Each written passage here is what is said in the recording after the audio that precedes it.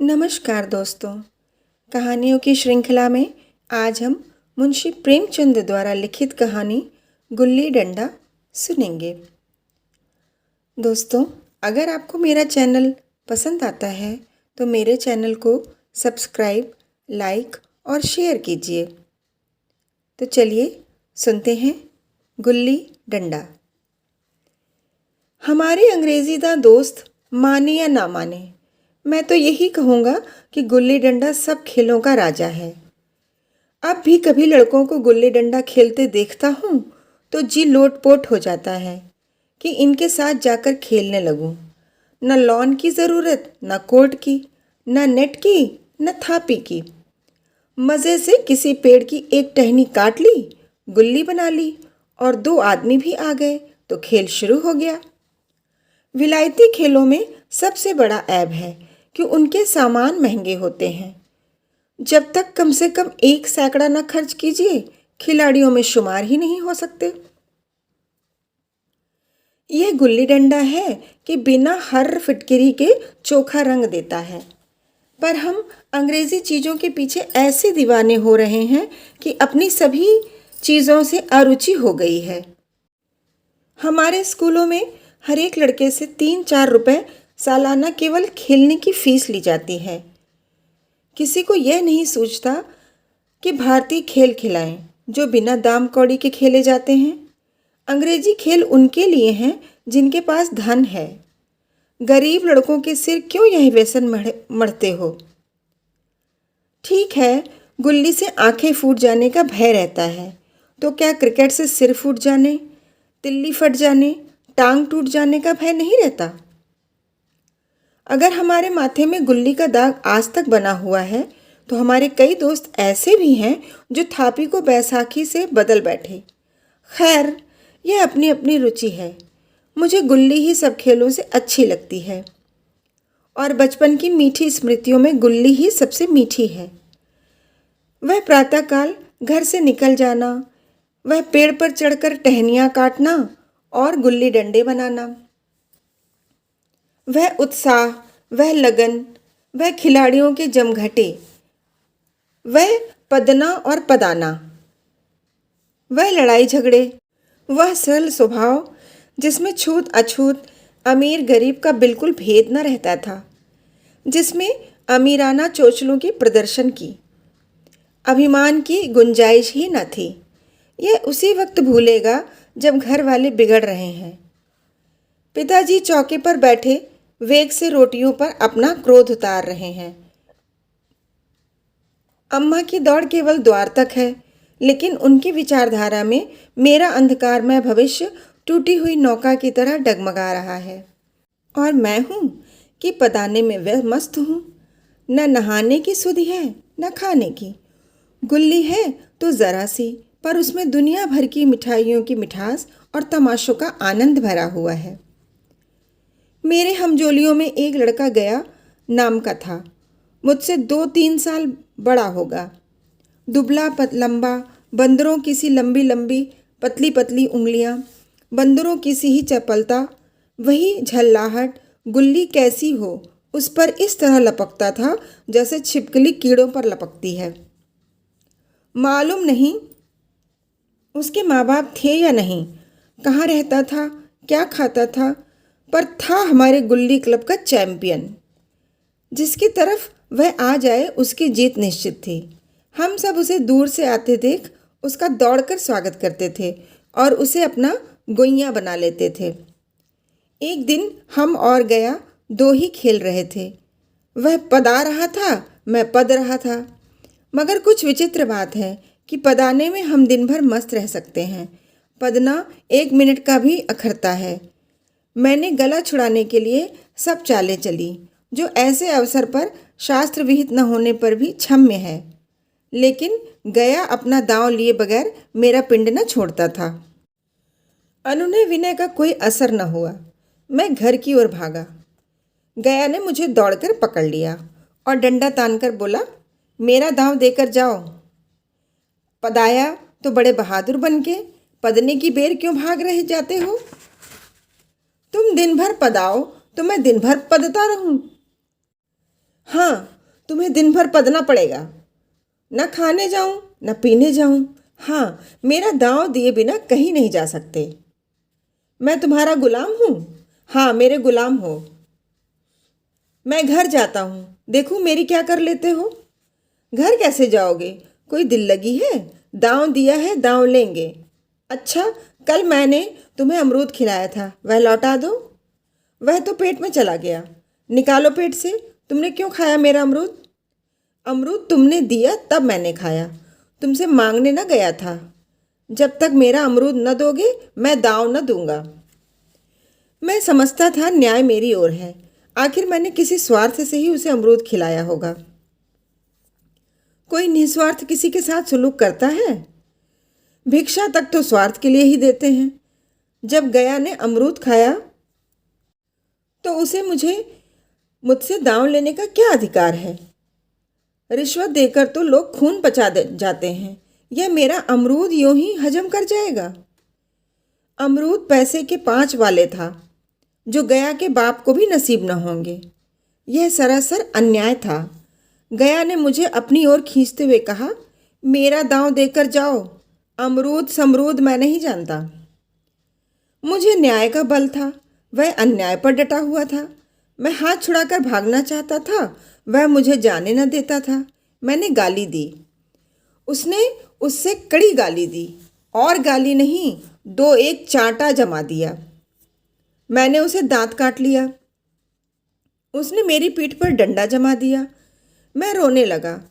गया मेरे इस अस्त्र का मुकाबला न कर सका, भागा। मैंने तुरंत आंसू पोंछ डाले, डंडे की चोट भूल गया और हंसता हुआ घर में जा पहुंचा। थानेदार का लड़का एक नीच जात के लौंडे के हाथों पिट गया, यह मुझे उस समय भी अपमानजनक मालूम हुआ, लेकिन घर में किसी से शिकायत न की। उन्हीं दिनों पिताजी का वहाँ से तबादला हो गया। नई दुनिया देखने की खुशी में ऐसा फूला कि अपने हमजोलियों से बिछड़ जाने का बिल्कुल दुख न हुआ। पिताजी दुखी थे, यह बड़ी आमदनी की जगह थी। अम्मा जी भी दुखी थीं, यहाँ सब चीज़ें सस्ती थीं और मोहल्ले की स्त्रियों से घराव सा हो गया था। लेकिन मैं मारे खुशी के फूला न समाता था। लड़कों से जीट उड़ा रहा था। वहाँ ऐसे घर थोड़े ही होते हैं, ऐसे ऐसे ऊंचे ऊंचे घर हैं कि आसमान से बातें करते हैं। वहाँ के अंग्रेजी स्कूल में कोई मास्टर लड़कों को पीटे तो उसे जेल हो जाए। मेरे मित्रों की फैली हुई आंखें और चकित मुद्रा बतला रही थी कि मैं उनकी निगाह में कितना ऊंचा उठ गया हूँ। बच्चों में मिथ्या को सत्य बना लेने की वह शक्ति है जिसे हम जो सत्य को मिथ्या बना लेते हैं क्या समझेंगे। उन बेचारों को मुझसे कितनी स्पर्धा हो रही थी, मानो कह रहे थे, तुम भाग्यवान हो भाई, जाओ, हमें तो इस उजड़ ग्राम में जीना भी है और मरना भी। 20 साल गुजर गए। मैंने इंजीनियरिंग पास की और उसी जिले का दौरा करता हुआ उसी कस्बे में पहुंचा और डाक बंगले में ठहरा। उस स्थान को देखते ही इतनी मधुर बाल स्मृतियां हृदय में जाग उठीं कि मैंने छड़ी उठाई और कस्बे की सैर करने निकला। आंखें किसी प्यासे पथिक की भांति बचपन के उन क्रीड़ा स्थलों को देखने के लिए व्याकुल हो रही थीं, पर उस परिचित नाम के सिवा वहाँ और कुछ परिचित न था। जहाँ खंडहर था, पक्के मकान खड़े थे। जहाँ बरगद का पुराना पेड़ था, वहाँ एक सुंदर बगीचा था। स्थान का काया पलट हो गया था। अगर उसके नाम और स्थिति का ज्ञान न होता तो मैं इसे पहचान भी न सकता। बचपन की संचित और अमर स्मृतियां बाहें खोले अपने उन पुराने मित्रों से गले मिलने को अधीर हो रही थीं। मगर वह दुनिया बदल गई थी। ऐसा जी होता था कि उस धरती से लिपट कर रोऊं और कहूं, तुम मुझे भूल गई, मैं तो अब भी तुम्हारा वही रूप देखना चाहता हूँ। सहसा एक खुली हुई जगह में मैंने 2-3 लड़कों को गुल्ली डंडा खेलते देखा। एक क्षण के लिए मैं अपने को बिल्कुल भूल गया कि मैं एक ऊंचा अफसर हूँ। साहबी ठाठ में, रौब और अधिकार के आवरण में जाकर एक लड़के से पूछा, क्यों बेटे, यहाँ कोई गया नाम का आदमी रहता है। एक लड़के ने गुल्ली डंडा समेट कर सहमे हुए स्वर में कहा, कौन गया, गया चमार। मैंने यूं ही कहा, हाँ हाँ वही। गया नाम का कोई आदमी है तो शायद वही हो। हाँ है तो, ज़रा उसे बुला सकते हो। लड़का दौड़ा हुआ गया और एक क्षण में एक 5 हाथ के काले देव को साथ लिए आता दिखाई दिया। मैं दूर से ही पहचान गया। उसकी ओर लपकना चाहता था कि उसके गले लिपट जाऊं, पर कुछ सोचकर रह गया। बोला, कहो गया, मुझे पहचानते हो? गया ने झुककर सलाम किया। हाँ मालिक, भला पहचानूंगा क्यों नहीं। आप मज़े में रहे? बहुत मज़े में। तुम अपनी कहो। डिप्टी साहब का साइस साइस हूँ। मतई, मोहन, दुर्गा ये सब कहाँ हैं? कुछ खबर है? मतई तो मर गया। दुर्गा और मोहन दोनों डाकिया हो गए हैं। आप? मैं तो जिले का इंजीनियर हूँ। सरकार तो पहले ही बड़े ज़हीन थे। अब कभी गुल्ली डंडा खेलते हो? गया ने मेरी ओर प्रश्न की आंखों से देखा। अब गुल्ली डंडा क्या खेलूंगा सरकार, अब तो पेट के धंधे से छुट्टी नहीं मिलती। आओ आज हम तुम खेलें। तुम पदाना, हम पदेंगे। तुम्हारा एक दांव हमारे ऊपर है, वह आज ले लो। गया बड़ी मुश्किल से राजी हुआ। वह ठहरा टके का मजदूर और मैं एक बड़ा अफसर। हमारा और उसका क्या जोड़। बेचारा झेप रहा था, लेकिन मुझे भी कुछ कम झेप न थी। इसलिए नहीं कि मैं गया के साथ खेलने जा रहा था, बल्कि इसलिए कि लोग इस खेल को अजूबा समझकर इसका तमाशा बना लेंगे और अच्छी खासी भीड़ लग जाएगी। उस भीड़ में वह आनंद कहाँ रहेगा। पर खेले बगैर तो रहा नहीं जाता था। आखिर निश्चय हुआ कि दोनों जने बस्ती से दूर जाकर एकांत में खेलें। वहाँ कोई देखने वाला बैठा होगा। मज़े से खेलेंगे और बचपन की उस मिठाई को खूब रस लेकर खाएंगे। मैं गया को लेकर डाक बंगले पर आया और मोटर में बैठकर दोनों मैदान की ओर चले। साथ में एक कुल्हाड़ी ले ली। मैं गंभीर भाव धारण किए हुए था, लेकिन गया इसे अभी तक मजाक ही समझ रहा था। फिर भी उसके मुख पर उत्सुकता या आनंद का कोई चिन्ह न था। शायद वह हम दोनों में जो अंतर हो गया था, वह सोचने में मगन था। मैंने पूछा, तुम्हें कभी हमारी याद आई थी गया? सच कहना। गया झेपता हुआ बोला, मैं आपको क्या याद करता हुजूर, किस लायक हूँ। भाग में आपके साथ कुछ दिन खेलना बदा था, नहीं मेरी क्या गिनती। मैंने कुछ उदास होकर कहा, लेकिन मुझे तो बराबर तुम्हारी याद आती थी। तुम्हारा वह डंडा जो तुमने तान कर जमाया था, याद है ना? गया ने पछताते हुए कहा, वह लड़कपन था सरकार, उसकी याद न दिलाओ। वाह, वह मेरे बाल जीवन की सबसे रसीली याद है। तुम्हारे उस डंडे में जो रस था, वह तो अब न आदर सम्मान में पाता हूँ न धन में। कुछ ऐसी मिठास थी उसमें कि आज तक उससे मन मीठा होता रहता है। इतनी देर में हम बस्ती से कोई 3 मील निकल आए हैं। चारों तरफ सन्नाटा है। पश्चिम की ओर कोसों तक भीमताल फैला हुआ है, जहाँ आकर हम किसी समय कमल के पुष्प तोड़ ले जाते थे और उसके झुमके बनाकर कानों में डाल लेते थे। जेठ की संध्या केसर में डूबी चली आ रही है। मैं लपक कर एक पेड़ पर चढ़ गया और एक टहनी काट लाया। चटपट गुल्ली डंडा बन गया। खेल शुरू हो गया। मैंने गुच्ची में गुल्ली रखकर उछाली। गुल्ली गया के सामने से निकल गई। उसने हाथ लपकाया जैसे मछली पकड़ रहा हो। गुल्ली उसके पीछे जाकर गिरी। यह वही गया है जिसके हाथों में गुल्ली जैसे आप जाकर बैठ जाती थी।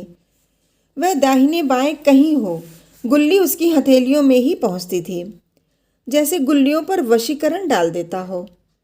नई गुल्ली, पुरानी गुल्ली, छोटी गुल्ली, बड़ी गुल्ली, नोकदार गुल्ली, सपाट गुल्ली, सभी उसे मिल जाती थी।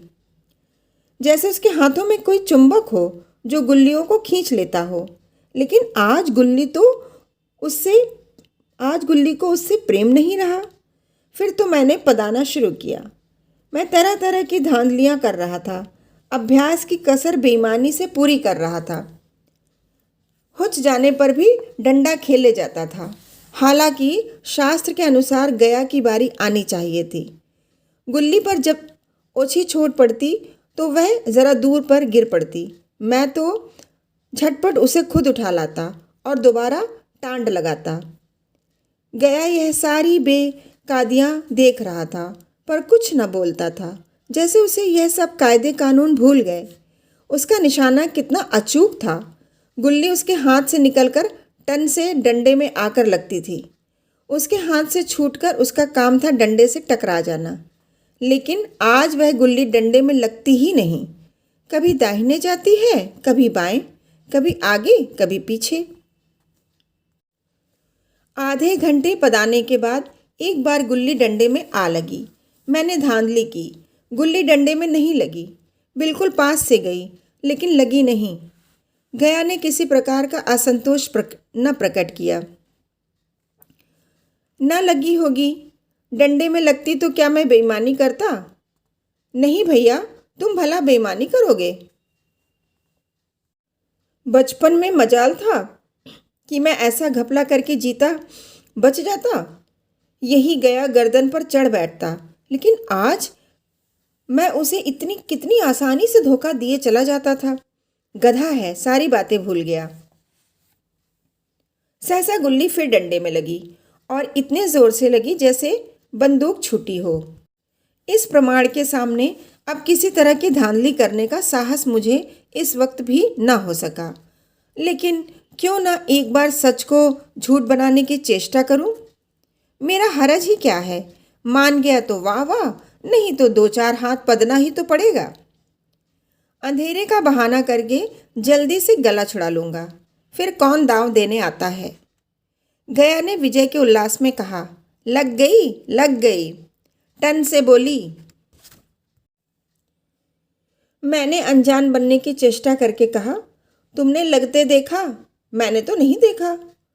टन से बोली है सरकार, और जो किसी ईंट में लग गई हो। मेरे मुख से यह वाक्य उस समय कैसे निकाला इसका मुझे खुद आश्चर्य है। इस सत्य को झुटलाना वैसे ही था जैसे दिन को रात बनाना। हम दोनों ने गुल्ली की डंडे में जोर से लगते देखा था। लेकिन गया ने मेरा कथन स्वीकार कर लिया। हाँ, किसी ईंट में ही लगी होगी। डंडे में लगती तो इतनी आवाज़ ना आती।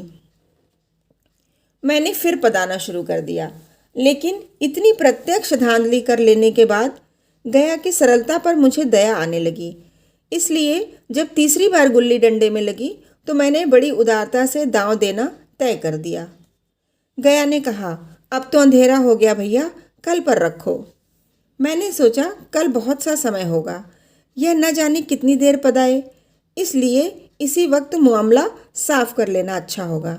नहीं नहीं, अभी बहुत उजाला है, तुम अपना दांव ले लो। गुल्ली सूझेगी नहीं, कुछ परवाह नहीं। गया ने पदाना शुरू किया, पर उसे अब बिल्कुल अभ्यास न था। उसने 2 बार टांड लगाने का इरादा किया, पर दोनों ही बार हुच गया। 1 मिनट से कम में वह दांव पूरा कर चुका। बेचारा घंटा भर पदा, पर 1 मिनट ही में अपना दांव खो बैठा। मैंने अपने हृदय की विशालता का परिचय दिया। एक दांव और खेल लो, तुम पहले ही हाथ में हुच हो गए। नहीं भैया, अब अंधेरा हो गया, तुम्हारा अभ्यास छूट गया। क्या कभी खेलते नहीं? खेलने का समय कहाँ मिलता है भैया। हम दोनों मोटर पर जा बैठे और चिराग जलते जलते पड़ाव पर पहुंच गए। गया चलते चलते बोला, कल यहाँ गुल्ली डंडा होगा, सभी पुराने खिलाड़ी खेलेंगे, आप भी आओगे? जब आपको फुर्सत हो तभी खिलाड़ियों को बुलाऊं। मैंने शाम का समय दिया और दूसरे दिन मैच देखने आया। कोई 10-10 आदमियों की मंडली थी। कई मेरे लड़कपन के साथी निकले। अधिकांश युवक थे जिन्हें मैं पहचान ना सका। खेल शुरू हुआ। मैं मोटर पर बैठा बैठा तमाशा देखने लगा। आज गया का खेल, उसका वह नैपुण्य देखकर मैं चकित हो गया। टांड लगाता तो गुल्ली आसमान से बातें करती। कल किसी वह झिझक, वह हिचकिचाहट, वह बेदिली आज न थी। लड़कपन में जो बात थी आज उसने प्रौढ़ता प्राप्त कर ली थी। कहीं कल इसने मुझे इस तरह पदाया होता तो मैं ज़रूर रोने लगता। उसके डंडे की चोट खाकर गुल्ली 200 गज की खबर लाती थी। पदने वालों में एक युवक ने धांधली की। उसने अपने विचार में गुल्ली लोक ली थी। गया का कहना था गुल्ली जमीन पर लगकर उछली थी। इस पर दोनों में ताल ठोकने की नौबत आई। युवक दब गया। गया का तमतमाया हुआ चेहरा देखकर डर गया। अगर वह दब न जाता तो ज़रूर मारपीट हो जाती।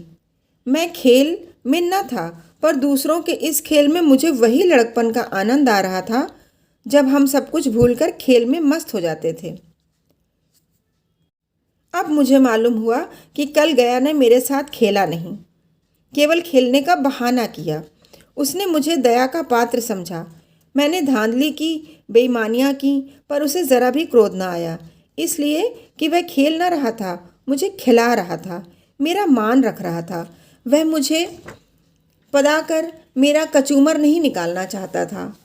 मैं अब अफसर हूँ। यह अफसरी मेरे और उसके बीच में दीवार बन गई है। अब मैं उसका लिहाज पा सकता हूँ, अदब पा सकता हूँ, साहचर्य नहीं पा सकता। लड़कपन था, तब मैं उसका समकक्ष था। हम में कोई भेद न था। यह पद पाकर अब मैं केवल उसकी दया की योग्य हूँ। वह मुझे अपना जोड़ नहीं समझता। वह बड़ा हो गया है, मैं छोटा हो गया हूँ।